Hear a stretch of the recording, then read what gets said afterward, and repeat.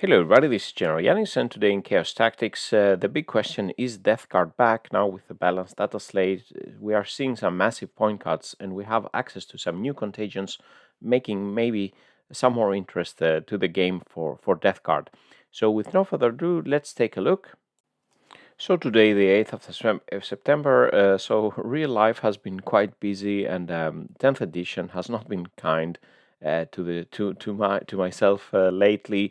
A lot of work, a lot of family issues, and also the 10th edition hasn't felt interesting enough. Haven't been interesting to make lists, and we at least with Death Card, and yeah, I have been taking a break from the game basically. That's why also I haven't been posting videos or being very active. But now I just have to get back now and look at this balanced data slate, the new points for the autumn, and today we'll be looking quickly at the core rule changes, the main changes here, looking at Death Card's new contagions, Death Card's new points, and finally some summary and final thoughts. So looking first at the main changes from the balanced data slate to the core rules that will affect the whole game and the other factions. First of all, we have a big change to the devastating wounds.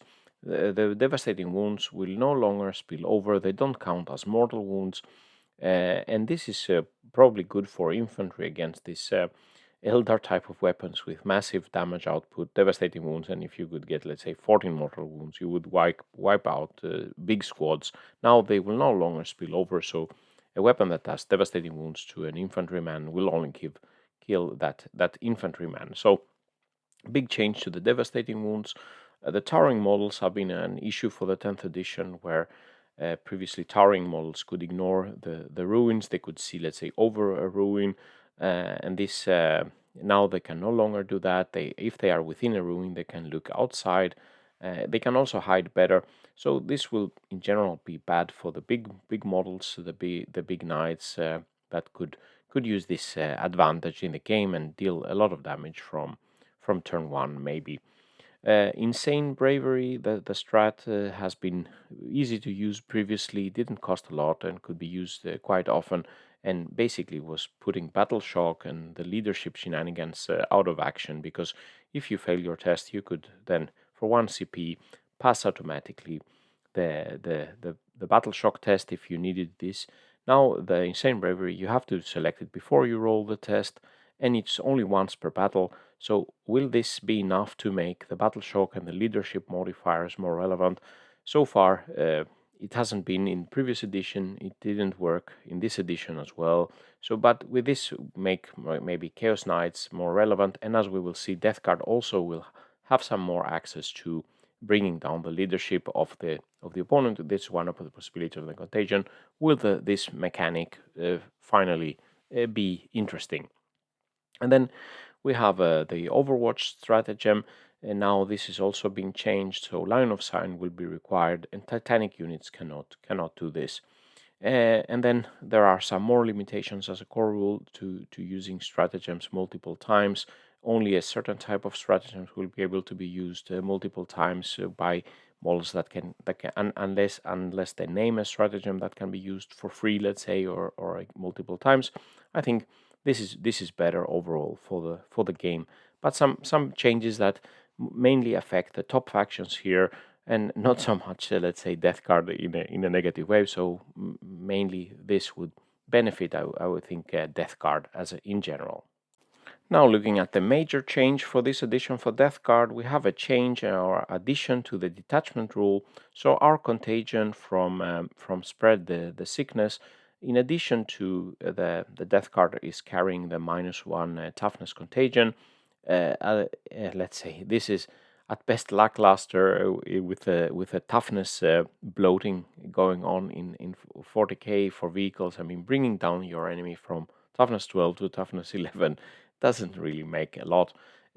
Now, and in addition to the -1 toughness, we now will get a choice in the beginning of the game from 3 army-wide contagions.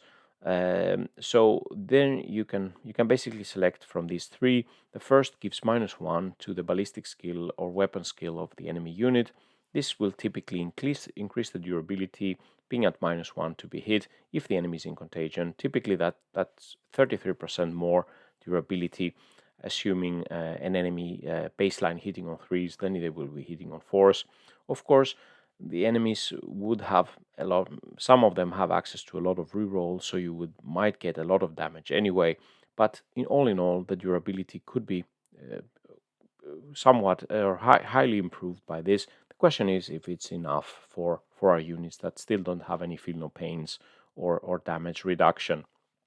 But then the next one, which I think is even more interesting for us, giving -1 to the saving characteristic of the enemy unit, and this may transform our damage output. So suddenly we have a lot of weapons with lethal hits. They have in general low armor piercing, low AP values. Basically, attacking something with AP 0 that has a 2+ save, yeah, you can do a lot of wounds, and then the enemy saves everything. It's not very fun.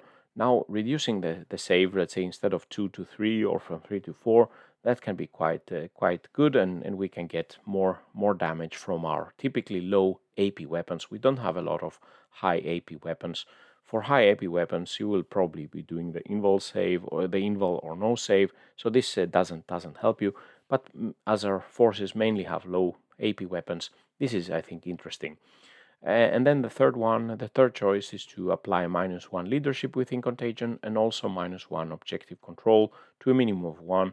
This could be interesting to steal some objectives. You can start forcing some failed battle shocks, but again, we'll have to see how important that will be. As I said, so far, not very strong. A lot of enemy armies, they have ways to, let's say, reroll failed battle shocks. Now the strat can only be used once per battle, so maybe this will be more interesting. So I think for an aggressive player that likes to deal damage like myself, I think the worsening of the save characteristic will be the better choice. If you want to maybe play the game, stay in objectives for longer, the -1 to the enemy ballistic skill, weapon skill is more important. And all in all, having more important contagions, more interesting contagions, gives also more interest to have some units to spread the contagion ahead of your main army, so you can benefit from the army being in this debuff. I'll get back in very shortly to give you some preliminary damage with a -1 save characteristic. And then apart from these interesting new contagion rules, we have also here the point changes, and we see massive cuts. So here I'm comparing the first column is the new points in September here, and comparing to the 10th edition start, or yeah, after the small modification where we got seven Plague Marines. So we see for our characters, all of them go down. The Death Guard Sorcerer in Terminator armor 30% down from 100 points down to 70 points. Lord of Contagion down to 80 points. Demon Prince going down. Mortarion also 45 points lower. Our Virion are lower, 45 points for the Taliman to generate command points. The only thing that didn't go down was the poor Plague Surgeon, but everything else has gone down in points, as you can see here. The infantry units, both Poxwalkers and Cultists, are down to 50 points per the 10 models. The Plague Marines, really a huge point drop, 20% lower. 80 points for 5 Plague Marines, 16 points per model. This is a steal. And for 7 Plague Marines, you even get a 2-point discount here. It's less than 60 points per model. So the 7 Plague Marines is the most, let's say, point interesting squad size. Blight Lords 10 points lower for the 5-man squad, but they were already, let's say, quite cheap. And the Death Shroud also 15 points lower for the squad. This is also more interesting. And then looking at our vehicles, the Furtive Blow Drone stands out from 135 points to 100 points. And I think the Furtive Blow Drones flying and high movement would be an interesting way to spread the contagion early. The Mephitic Blightholder also down to 100 points per model. The Plagueburst Crawler, one of our stronger units, down 10 points per model. And then we see also Hellbroods, and yeah, the only thing that didn't go down in points here was the Chaos Predator Annihilator and the Miasmic Malignifier that you probably wouldn't use anyway. So as we can see here, almost all our units have gone down 10 to 20%. And this should, if you have a 2000 point list, let's say that you would save 200 points or somewhere around there, or even more if you're using Plague Marines. So this you would have room for more squads to make actions and be, let's say, to score all these crazy tactical objective cards you are drawing. You need to have a bigger presence that can be more easily achieved, of course, having more units. This also, for me, shows the terrible mess we were in if let's say, Games Workshop now feels that we need to get a 10-20% point discount and get more contagion rules to bring us up to the middle point of the winning. So Plague Marines at 16 point per model, quite interesting. Blow drones, as I said, interesting to spread the new contagions. And the combo of 3 Plague Burst Crawlers with Mortarion, now this will cost 820 points. This saves 75 points. So this could basically allows you to add almost 5 Plague Marines in your squad, or another unit of Poxwalkers, or something like this. So yeah, all in all, you would be saving quite a lot for whatever list you were playing. And here, as promised, some preliminary, very initial damage calculations, assuming here we are in contagion range. Here I'm just taking 2 weapons from the Plague Marines, the Blight Launcher with the old rules, let's say if the enemy is in contagion range, they only get -1 toughness. And now with the new rules, the second line, if we choose the -1 save to the enemy, and we get, of course, the -1 toughness, we see here against infantry we get 33% more damage with the Blight Launcher. Let's say 1.6 wound on intercessors instead of 1.2 wound for a Blight Launcher here. Also versus vehicle, we see more damage over all the targets. For the Plague Bolt Gun with AP0, it's even bigger effect relatively, let's say 40 to 50% here. And of course, so basically every weapon with low AP would be benefiting quite a lot. And this is even without considering the point drops. The damage output will improve then around 30 to 50%, depending on the weapon and the target. If the biggest effect, as I said, is for weapons with low AP, there will be a limited effect. If you have a Melta with high AP, then yeah, reducing the save will not change so much. If the enemies already have very poor saves or they have very good invols, the effect, of course, will not be as good. And if you have Terminators in cover, yeah, then it doesn't really help us a lot.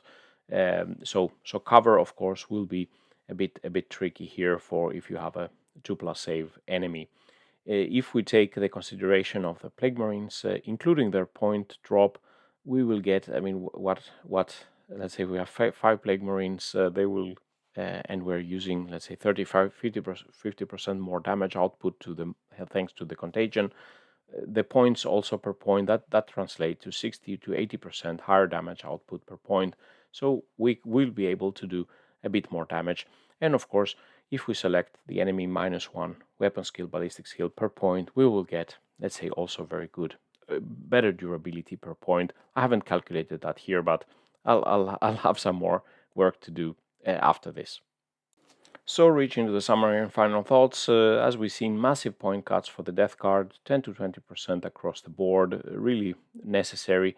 But I think also it was good that it was not only point cuts, but because at some point it doesn't make sense to just reduce the points and then you just flood the board with Plague Marines or Blight Lords that just die like flies. But the new contagions rules can make the game more interesting. It's also more interesting now to spread the contagion ahead of the main line. So, for example, could that be more interesting to use the 30 blow drones, a Hellbrute that can spread the contagion by shooting the Rhino to transport some cheap Plague Marines and spread the contagion after that? That could be quite interesting. And as I said, if you want more durability, choosing the -1 weapon skill, ballistic skill for the enemy should be your choice. For more damage output, the -1 save, I think I would go for that. And also you could use the -1 leadership objective control. This, let's see if the battle shock is relevant again. And maybe now it's the time for me to get my my head up from the computer and try to make a death card list. I haven't been, as I said in the beginning, I haven't felt the interest to make death card lists and play with his. Yeah, no, I didn't feel that the 10th edition rules were kind or good for death card. Maybe now this gives me some spark again to go out and do Nurgle's bidding. So let me know in the comments what you think. Please press like and subscribe to the channel. And with these words, GeneralJannis signing out. Stay safe out there, and bye bye.